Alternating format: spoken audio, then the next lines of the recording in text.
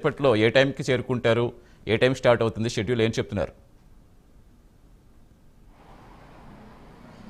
రాజ్ కుమార్? మరి కాసేపట్లోనే రాష్ట్ర ఉప ముఖ్యమంత్రి డిప్యూటీ సీఎం పవన్ కళ్యాణ్ మరి కాసేపట్లోనే విశాఖకు రానున్నారు.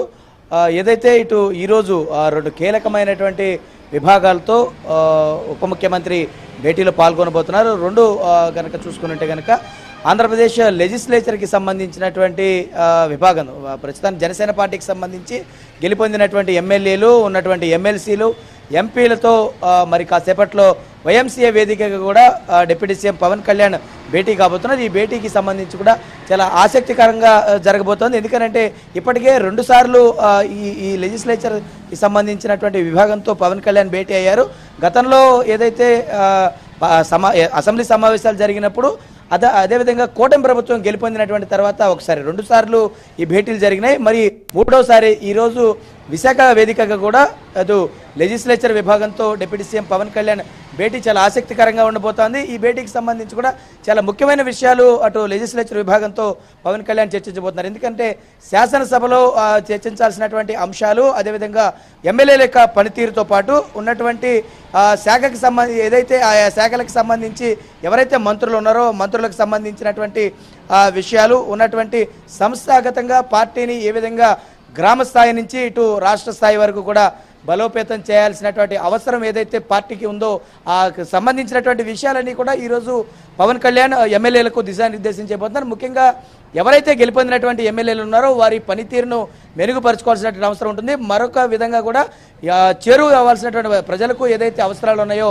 వాటన్నిటిని పవన్ కళ్యాణ్ ఏ విధంగా సమస్యల పట్ల స్పందిస్తున్నారో అదేవిధంగా ఎమ్మెల్యేలు ఇటు మంత్రులందరూ కూడా అదే విధానంలో స్పందించాల్సినటువంటి అవసరం ఉంటుందని పవన్ కళ్యాణ్ వారికి మొదటి నుంచి చెప్తున్నారు. అదే విధానంలో ఆ పార్టీ నేతలందరూ కూడా వెళ్తా ఉన్నారు. కాబట్టి వాటికి సంబంధించి ఈరోజు పవన్ కళ్యాణ్ ఆ ఎమ్మెల్యేలతో చర్చించబోతున్నారు. పూర్తి స్థాయిలో పార్టీ బలోపేతం, సంస్థాగతంగా పార్టీకి చేయాల్సినటువంటి నిర్మాణ ప్రక్రియ ఏదైతే ఉందో ఇటు బూత్ స్థాయి కార్యకర్త దగ్గర నుంచి రాష్ట్ర స్థాయి కార్యవర్గ సభ్యుడి వరకు కూడా పార్టీకి సంబంధించినటువంటి విధి విధానాలు, డెవలప్మెంట్ ఏ విధంగా ఉండబోతుంది, రాబోయే ఏదైతే ఇటు స్థానిక సంస్థల ఎన్నికలు ఏవైతే ఉన్నాయో ఈ స్థానిక సంస్థల ఎన్నికల్లో జనసేనకి సంబంధించినటువంటి స్థానాలు, ఆయా గ్రామాలు మండలాల్లో పార్టీని చేయవలసినటువంటి బలోపేతం, అదేవిధంగా ఉన్నటువంటి ఏదైతే నియోజకవర్గాల్లో అన్ని రకాలుగా కూడా బలోపేతం చేయాల్సినటువంటి అన్ని విషయాలతో పాటు మధ్యాహ్నం 3 గంటలకు రాష్ట్ర కార్యవర్గ సమావేశం కూడా జరగబోతోంది. పలు కార్పొరేషన్ చైర్మన్లు ఇటు ఉన్నటువంటి ముఖ్య నేతలందరితో కూడా ఈరోజు మధ్యాహ్నం 3 గంటలకు అదే ఎంసీఏకి సంబంధించినటువంటి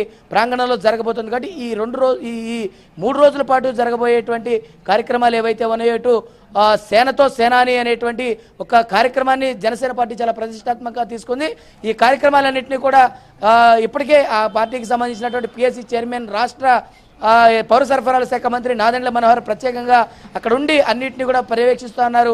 ఈరోజు ఈ 2 మీటింగ్లు జరగబోతున్నాయి. కాబట్టి ఈ 2 మీటింగ్లో తీసుకోవాల్సినటువంటి నిర్ణయాలపైన సర్వత్రా ఇటు పార్టీలోనూ అటు రాజకీయ వర్గాలను, ఎందుకనంటే ఎన్నికల్లో పోటీ చేసేటువంటి ఎవరైతే స్థానిక సంస్థలు ఎవరైతే ఉన్నారో ప్రతినిధులు ఉన్నారో వారితో కూడా పవన్ కళ్యాణ్ సంస్థాగతంగా చేయాల్సినటువంటి నిర్మాణం పైన తీసుకోవాల్సినటువంటి విధి విధానాలపైన చర్చించబోతా ఉన్నారు. కాబట్టి అటు పార్టీ నేతలు మాత్రం చాలా ఆసక్తిగా ఉండబోతుంది. ఎందుకంటే విజయం తర్వాత అందరినీ కూడా కలుసుకోవాలని ఎవరైతే పవన్ కళ్యాణ్ నిర్ణయం తీసుకున్నారో ఇటు కార్యకర్తలందరిలో కూడా జోష్ నింపబోతుంది. 30వ తారీఖున దాదాపుగా 15,000 మందికి ఆహ్వానం పంపించారు. ఈ కార్యకర్తలు, క్రియాశీలక వాలంటీర్లు ఎవరైతే ఉన్నారో వారందరితో చాలా ప్రత్యేకమైనటువంటి ఒక భేటీ కూడా ఉండబోతుంది. కాబట్టి వారందరి దగ్గర నుంచి ఇటు ఎమ్మెల్యేలు, ముఖ్య నాయకులు, ఉన్నటువంటి స్థానిక సంస్థల ప్రతినిధులు, అదేవిధంగా వాలంటీర్స్ అందరి దగ్గర నుంచి కూడా ఇటు ఫీడ్బ్యాక్ తీసుకోబోతున్నారు. కాబట్టి ఈ భేటీలు ఏవైతే 3 రోజుల పాటు జరగనున్నటువంటి ఈ విస్తృత స్థాయి సమావేశాలు ఏవైతే ఉన్నాయో వీటిపైన రాష్ట్ర వ్యాప్తంగా ఇటు కార్యకర్తలను ఇటు అందరిలో కూడా ఆసక్తి అయితే నెలకొందని చెప్పుకో. Satish. Right, thank you Raj Kumar. S Ramarao garu, ప్రధానంగా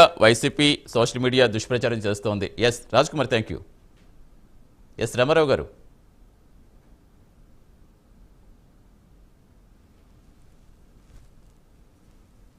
మాది రాక్షస పాలనని రకరకాల నిందారోపణలు చేస్తున్నారు.